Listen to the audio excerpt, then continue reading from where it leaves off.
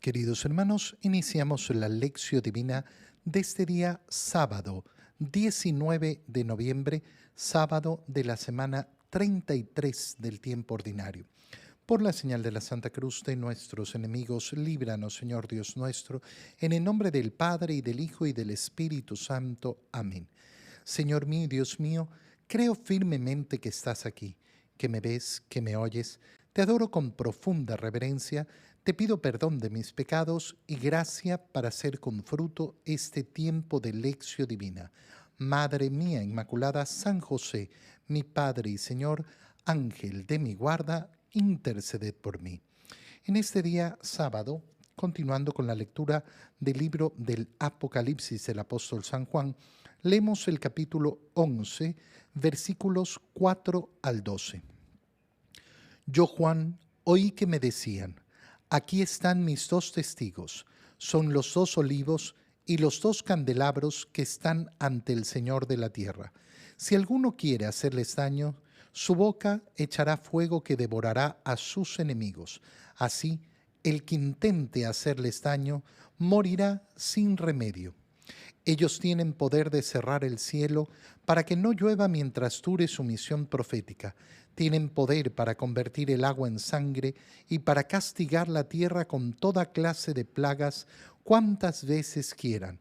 Pero cuando hayan terminado su misión, la bestia que sube del mar les hará la guerra, los vencerá y los matará. Sus cadáveres quedarán tendidos en la plaza de la gran ciudad donde fue crucificado su Señor y que simbólicamente se llama Sodoma o Egipto. Durante 3 días y medio, gentes de todos los pueblos y razas, de todas las lenguas y naciones, contemplarán sus cadáveres, pues no permitirán que los sepulten. Los habitantes de la tierra se alegrarán y regocijarán por su muerte y se enviarán regalos los unos a los otros, porque estos dos profetas habían sido el azote de ellos. Pero después de los 3 días y medio, un espíritu de vida enviado por Dios entrará en ellos. Se pondrán de pie y todos los que los están viendo se llenarán de espanto. Oirán entonces una potente voz que les dirá desde el cielo: suban acá, y subirán al cielo en una nube a la vista de sus enemigos. Palabra de Dios. Ya estamos en el capítulo 11 del libro del Apocalipsis y lógicamente en la medida que se avanza en la lectura del libro del Apocalipsis, la interpretación se vuelve un poco más compleja, porque ya Juan ha dejado de hablar propiamente de esa liturgia celeste que encontramos unida a la liturgia terrestre, la Santa Misa, que ya veíamos en el libro del Apocalipsis cómo se muestra en su esplendor. Y ahora Juan continúa contando lo que ha oído, cómo le decían: aquí están mis dos testigos. ¿A quién se refiere Juan? Perfectamente puede referirse a San Pedro y a San Pablo. Fíjate cómo hemos celebrado justamente el día de ayer, hemos celebrado la dedicación de las basílicas de San Pedro y San Pablo. La tradición nos dice que San Pedro y San Pablo murieron el mismo día. Murieron antes que San Juan, murieron posiblemente antes de que se escribiera el libro del Apocalipsis. Y entonces no está haciendo referencia a lo que va a suceder en el futuro, sino a esos dos grandes testigos que se consideran pilares de la iglesia. Aquí están mis dos testigos. Son dos olivos y dos candelabros. Son dos olivos, un árbol que refleja esa gracia del Señor, y dos candelabros que dan luz. Y efectivamente, la imagen que se presenta de San Pedro y San Pablo da justamente con esto. Están ante el Señor de la tierra. Y si alguno quiere hacerles daño, su boca echará fuego que devorará a sus enemigos. Aunque intenten hacerles daño, no podrán, morirán sin remedios. Y esta es la obra que han realizado San Pedro y San Pablo, que han realizado efectivamente su misión, habiendo sido apresados en varias ocasiones, habiendo querido ser asesinados en varias ocasiones. A San Pablo se lo ha dado por muerto, a San Pedro se lo ha encerrado en la cárcel muchas veces. Ellos tienen el poder de cerrar el cielo, es decir, que tienen una misión profética y mientras dure esa misión profética tienen poder para convertir el agua en sangre y castigar a la tierra. Es decir, que nada les iba a impedir realizar esa misión. Pero una vez terminada su misión, la bestia que sube del mal les hará la guerra, los vencerá y los matará. Esto es lo que ha sucedido efectivamente con San Pedro y con San Pablo. Han sido martirizados y la tierra se ha alegrado. Serán sus cadáveres tendidos, quedarán tendidos en la plaza de la gran ciudad que simbólicamente se llama Sodoma o Egipto, donde fue crucificado su Señor. Uno pensaría, bueno, Jesús fue crucificado en Jerusalén, pero resulta que ha sido crucificado por manos de los soldados romanos, instigados obviamente por los príncipes de los sacerdotes, el sumo sacerdote, el Sanedrín completo o casi completo. Y entonces hay una referencia a Roma, que se la llama en ese momento Sodoma, por su perdición, la gran perdición de Roma, la moralidad de Roma, o Egipto, porque era quien esclavizaba a los israelitas y a otras naciones. Durante 3 días y medio, gentes de todos los pueblos, de todas las razas, naciones y lenguas, contemplarán sus cadáveres. Es decir, se darán por muertos, pero de ahí vendrá ese levantarse porque estarán llenos otra vez del Espíritu que les enviará el Señor. Y es lo que hemos contemplado, la sangre de los mártires que ha producido la fecundidad de la santidad de la iglesia, de la vida de la iglesia. Después de estos 3 días y medio llenos del Espíritu enviado por Dios, se pondrán de pie y todos los que lo oirán quedarán espantados.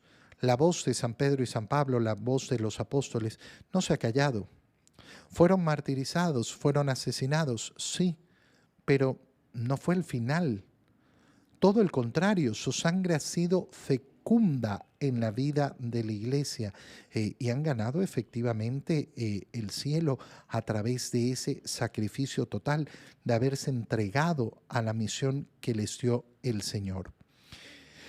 En el Evangelio, continuando con la lectura del Evangelio de San Lucas, leemos el capítulo 20, versículos 27 al 40. En aquel tiempo se acercaron a Jesús algunos saduceos. Como los saduceos niegan la resurrección de los muertos, le preguntaron: Maestro, Moisés nos dejó escrito que si alguno tiene un hermano casado que muere sin haber tenido hijos, se case con la viuda para dar descendencia a su hermano. Hubo una vez 7 hermanos, el mayor de los cuales se casó y murió sin dejar hijos. El segundo, el tercero y los demás, hasta el 7º, tomaron por esposa a la viuda y todos murieron sin dejar sucesión. Por fin murió también la viuda. Ahora bien, cuando llegue la resurrección, ¿de cuál de ellos será esposa la mujer, pues los 7 estuvieron casados con ella? Jesús les dijo: en esta vida, hombres y mujeres se casan, pero en la vida futura los que sean juzgados dignos de ella y de la resurrección de los muertos no se casarán ni podrán ya morir, porque serán como los ángeles e hijos de Dios, pues Él los habrá resucitado. Y que los muertos resucitan. El mismo Moisés lo indica en el episodio de la zarza, cuando llama al Señor Dios de Abraham, Dios de Isaac, Dios de Jacob, porque Dios No es Dios de muertos, sino de vivos, pues para Él todos viven. Entonces unos escribas se le dijeron: Maestro, has hablado bien. Y a partir de ese momento ya no se atrevieron a preguntarle nada. Palabra del Señor. Ya hace un par de domingos hemos leído este mismo Evangelio de San Lucas, que es un evangelio precioso, que nos muestra en primer lugar esa división de fe que había en Israel. Habían sectas que creían cosas distintas. Los saduceos y los fariseos no creían lo mismo. Por tanto, por más que son el pueblo de la alianza, todavía no están unidos por una sola fe. Qué importante es darse cuenta que para pertenecer al pueblo de Dios, el punto básico de unión es la fe. No podemos de ninguna manera pensar, bueno, cada uno cree lo que quiere, como quiere, y no sé qué. No, pues es una sola iglesia, una sola fe. Como uno solo es el bautizo, como uno solo es Dios. Si yo no creo en esto, entonces no existe cristianismo. No existe cristianismo. Por eso hay que tenerlo muy claro. No todo aquel que se llama cristiano lo es. Así como no todo aquel que dice ser católico es católico. Si yo tengo mi fe particular, es que a mí me parece, es que yo creo, es que yo pienso que... Bueno, entonces, hermano mío, no eres católico. La fe tiene que ser una sola. Y si se trata de tener mi fe particular, bueno, viva tu libertad, pero no podemos pretender ser lo que no somos. Los saduceos no creían, negaban la resurrección de los muertos. Y por eso se acercan a Jesús a preguntarle, y a preguntarle de una manera ridícula. ¿Por qué? Porque no le están preguntando para conocer, no le están preguntando porque quieren efectivamente escuchar.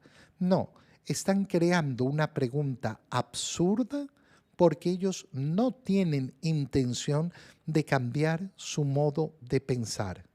El Señor, de una manera muy respetuosa y muy cariñosa, les va a contestar y les va a contestar con firmeza para mostrarles la locura de su pregunta, perdón la palabra, la idiotez, porque su pregunta es verdaderamente idiota en varios niveles. Y esto siempre es importante y siempre es bello. ¿Por qué? Porque en la sociedad nos vamos a topar con esto una y otra vez.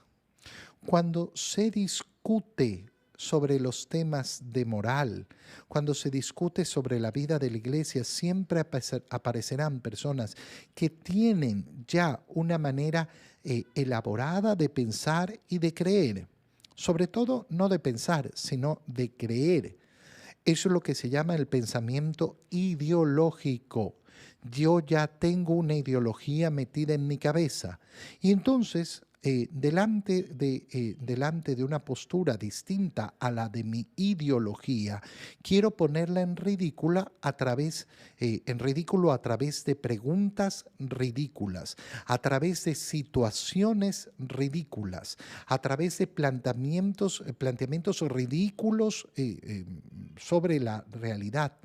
Y eso es lo que hacen los saduceos. Mira, cuando tú hablas efectivamente de ciertos temas, siempre aparecerán las personas, ay, pero ¿y qué pasa en el caso de no sé qué? Y te comienzan a plantear un caso hipotético que no sé qué, que no sé cuánto, que por aquí, y quieren justificar la moral a través de ese caso extremo. La moral no puede justificarse de esa manera.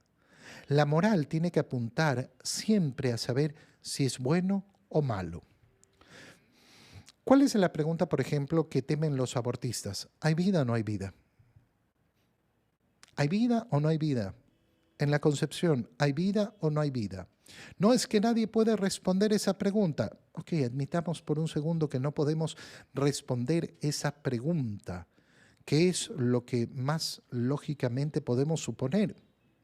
Yo sí creo que podemos responder esa pregunta. Por supuesto que hay vida, pero ¿qué? ¿No quieres aceptar eso? ¿Qué es lo que podemos responder? ¿Qué es lo que nos da como datos la ciencia? ¿Qué es lo que podemos observar? No, no, esto no. No, entonces vamos a discutir del sufrimiento de no sé qué y que las situaciones y que los horrores. Claro, pues si los horrores están a la vista en todo momento. Vivimos en una sociedad llena de horrores. Pero resulta que los horrores no se corrigen con más horrores. La muerte no se corrige con más muerte. El mal no se corrige con más mal. Pero claro, no se quiere llegar a la pregunta esencial. Y si yo no respondo la pregunta esencial, entonces nunca voy a alcanzar la verdad. Solo me voy a mover en ámbitos de mentira, en ámbitos de mentira. Fíjate, por ejemplo, en el tema del matrimonio, que es el que se trata en esta pregunta. Hay una unión substancial, una unión tremenda, una unión no substancial, perdón, una unión sacramental. Cuando un hombre se ha casado con una mujer en la iglesia, tú tienes esta fe, tú crees en las palabras del Señor. Lo que Dios ha unido no lo separa el hombre. Sí, pero lo que pasa es que este caso, que este otro, que no sé qué, que la vida es difícil, que es complicada. Si nadie está diciendo que la vida no sea complicada y no sea difícil y que no haya casos tremendos que hay que evaluar y que no sé qué. Pero vamos a poder escuchar la palabra del Señor y decir, yo le creo al Señor. Lo que Dios ha unido es una sola carne. ¿Sí o no? Ah, es que, no, mira, es que no se puede. O tú le crees al Señor o tú te crees a ti mismo. Esa es la verdad. Esa es la verdad. Yo no quiero aceptar lo que me dicen que ha dicho el Señor. Bueno, ese es un problema mío personal, de no querer aceptar efectivamente las palabras del Señor. Mira la ridiculez de la pregunta que le ponen los saduceos. Moisés dijo que si un hermano moría habiéndose casado y dejaba viuda sin hijos a su mujer, que el otro hermano la tomara. ¿Por qué les dijo eso Moisés? Porque se proponía defender la situación de esa viuda. Una viuda sin hijos quedaba bastante relegada, bastante en una situación bastante penosa. Entonces lo que se trataba era de dar una visión solidaria, de decir, no puede quedar en el abandono. Ah, no, pues quedó viuda. Pero claro, ¿cuál es el caso que presentan? 7 hermanos, todos morían. Ya, pues es una exageración terrible. ¿Cuándo ha ocurrido esto además? ¿Cuándo ha ocurrido esto? Segundo problema, mira lo que plantean. eh, Cuando llegue la resurrección, ¿de cuál de ellos será esposa la mujer? ¿A quién le va a pertenecer esa mujer? ¿Cuál es el planteamiento falso del que están partiendo? Es que le tiene que pertenecer a uno. ¿Por qué? ¿Por qué crees que le tiene que pertenecer? Ah, porque si en la vida eterna a mí no me pertenece una mujer, entonces ¿qué tipo de vida eterna es? No es la vida que tú tienes en mente. No es según las lógicas que tú tienes en mente. Fíjate qué visión más absurda y qué visión más tonta. Ah, en la vida eterna a mí me tiene que pertenecer una mujer, como si en eso consistiera la vida eterna. En esta vida, responde el Señor, hombres y mujeres se casan, pero en la vida futura, los que sean juzgados dignos de ella y de la resurrección de los muertos, no se casarán. No se casarán ni podrán ya morir. ¿Por qué? Porque van a ser como ángeles, por tanto, ni se van a casar, ni van a tener que reproducirse, no van a tener hijos en la vida eterna. Y por tanto, si no van a tener hijos en la vida eterna, no sirve de nada el matrimonio. El matrimonio, nos está diciendo el Señor, es para esta vida, no para la vida eterna. ¿Y que los muertos resucitan? Sí, por supuesto que resucitan. Qué bonito es en este día sábado, ya cuando estamos a las puertas de celebrar la solemnidad de Cristo Rey, darnos cuenta que esto es lo que nos promete nuestro Rey, la resurrección y que los muertos se resucitan. Sí, por supuesto que los muertos resucitan. Y hasta los escribas tuvieron que reconocer que el maestro había hablado bien. Y sí que ha hablado bien. Los muertos resucitan. La resurrección es la gran promesa de nuestro Señor. Te doy gracias, Dios mío, por los buenos propósitos, afectos e inspiraciones que me has comunicado en este tiempo de lección divina. Te pido ayuda para ponerlos por obra. Madre mía Inmaculada, San José, mi Padre y Señor, Ángel de mi guarda, interceded por mí. María, Madre de la Iglesia, ruega por nosotros. Queridos hermanos, un muy feliz día para todos.